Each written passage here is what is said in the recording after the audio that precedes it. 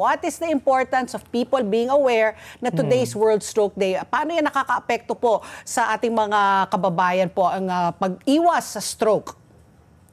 Naku, napaka-importanting tanong yan. Ang stroke ay isa pa din sa leading causes ng death sa buong mundo. Actually, number 1 siya kasama ng heart disease. Tapos sa ating bansa, ang stroke ang number 3 na cause of death. Okay. Nangunguna yung ischemic heart disease, pangalawa cancer, tapos stroke na po. Okay. Okay. So, Doc, no, there's different types of strokes, no? Hindi naman isa lang yung stroke like any other sickness. There's like parang mga variation or kumbaga levels. Meron po tayong ischemic stroke, hemorrhagic stroke, and transient stroke. Ayan. What is the difference po and what are the symptoms that we have to watch out for? Kumbaga, o may senyalis po ba itong kada stroke na ito? At ano po yung level nila? Kumbaga sa earthquake, no? Ano yung level 1, 2, at 3? Meron po bang ganon? So to answer your question, may tawag tayong severity levels, may mild, may moderate at severe stroke. Depende po 'yun sa mga deficits or disability na nakukuha natin sa sakit. And to take a step back, ang sakit ng stroke, sakit po siya ng mga blood vessels or ugat po sa ating utak. So yung tinatawag yung ischemic stroke, yun yung nangyayari pag may baradong ugat. So nagkukulang ng blood supply at oxygen sa ating utak. Yung hemorrhagic stroke, may mga aneurysm po or pwedeng dahil sa hypertension, pumuputok po yung mga ugat na ito kaya nagkakaroon po ng dugo sa loob ng ating utak. Okay? Ang transient ischemic attack, siya po ay parang warning sign na sinasabi na naku, pwede na tayo magkaroon ng stroke anytime. Pero thankfully, dahil sa protective mechanisms ng ating brain at ng katawan, natatanggal po siya. I was going to ask Dr. Migs, can you clarify, when you say stroke, it's always the brain, that doesn't have anything to do with the heart? Kasi minsan, ay, nagkaroon ng brain stroke, ay, heart stroke ba yun, or whatever. Minsan may confusion eh. So when you say stroke, it's always blood vessels in the brain?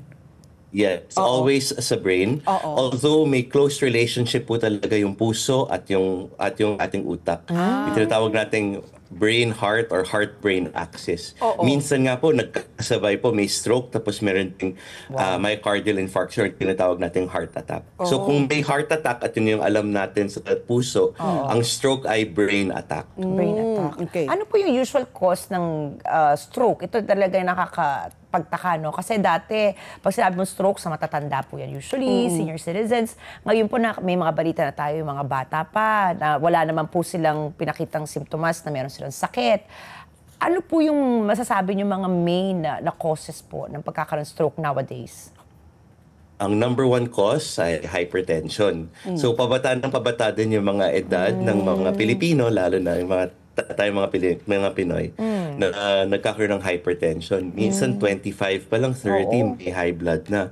Kaya ang sakit dati, yung stroke, ang average age po noon mga 63 in 1990. Ngayon bumaba na po siya sa 54. Wow. 54 years old already. And is there a way to, what do you call this, to not be a victim of a stroke? Is it something that you inherit from your parents? Is it because of your diet?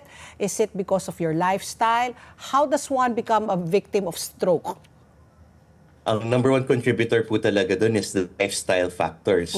So yung lifestyle factors, stress, poor diet, lack of exercise, all of that po can lead to developing hypertension. Tapos, if you have poor diet with high intake of sugary drinks or fatty food, you're going to be prone to high cholesterol and diabetes.